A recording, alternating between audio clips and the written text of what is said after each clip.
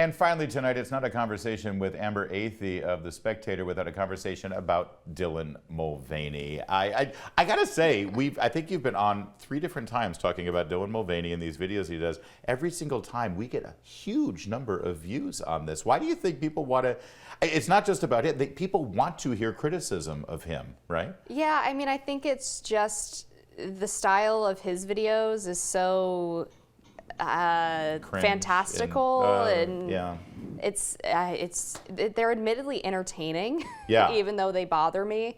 And I think everyone views those videos and feels probably the same sort of aversion and repulsion that I do. This is this guy who took to TikTok, I think, and Instagram, and started chronicling day by day his decision to be a girl. Day 1 of being a girl, day 3 of being a girl, and now it's under a year. I think it's under 300 days at this point. And you, I think, were probably the first person to write and sort of lay down a marker saying, I'm a young woman, and this is incredibly offensive. He buys into every negative stereotype of a woman. If a man said, well, he is a man, but if a man identifying as a man like me, if I said, this is what women are like, this is how they behave, this is, that would be sexist, misogynistic, and demeaning to women.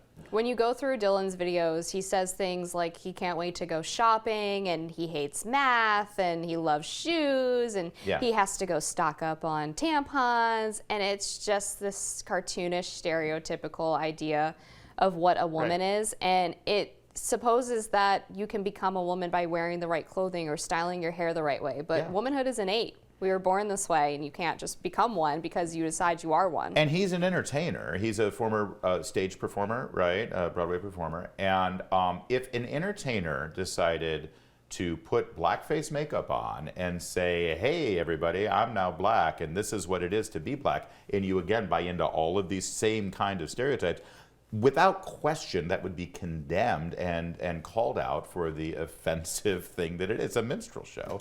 And this is what Dylan is doing. Exactly. And I think it's a shame that he has received so much support from celebrities and from the White House. He got to interview Biden. He did. He sat down with Joe Biden. So it's pretty incredible. You know, the Biden administration says that they're very pro-woman, but the woman that they let interview Joe Biden when he does so few interviews is one who has only identified as such for less than a year. Do you think Biden tried to smell her? Him?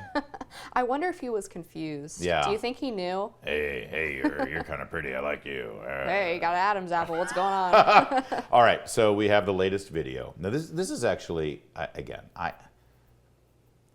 there's an underlying sadness to You it all. hate it when I do this because I always do have compassion for the individual. I do too, though, in this case. Because Dylan Mulvaney has now undergone surgery. Now, it's not what you think. It's not top or bottom surgery. Well, let's show the video. Here's Dylan Mulvaney's latest surgery, or first surgery, I should say. Thank you for supporting me, and I love you so much. Thank you. Love you.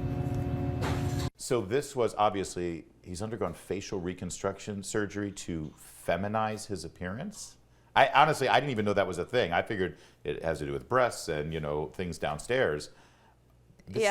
Some do get the surgery on their face to either shave down the chin or raise the cheekbones. Blair White, for example, who's a conservative trans person, underwent something similar. So you can see how his face has changed over the years. But this makes me sad. This clip does make me sad because I think so many of Dylan's videos show this sort of, they try to make the transition seem fun and flirty and cool and really flashy and beautiful, and everything is so carefully and meticulously created to present this image. This shows the reality of what transitioning is, and the mental illness that is required in order to do this to yourself and undergo an unnecessary, vast cosmetic procedure to change your own face. And clearly this is someone who is struggling, and I always have compassion for people who don't know who they are and can't accept who they are. And there is, and Dylan Mulvaney is a young man going through this thing right now. And one other weird thing about it is he keeps saying, I'm a girl, I'm a girl. And if you look at the caricature that he creates, it's always with pigtails and always talking like a 14-year-old. not like someone in their mid-20s like Dylan Mulvaney is. There's a lot going on there, and well, it's the holiday season, so we'll keep Dylan Mulvaney in our prayers, right? Yes, we will. Absolutely will. We'll keep you in our prayer too, because you do a great job, and a lot of people criticize. Well, I shouldn't say criticize, but they attack you because you're always over the target. Well, So thank you. we like you. You always have a place here. That's it for tonight's edition of O'Connor Tonight. Follow Amber Athey and watch her byline. We'll be back next time.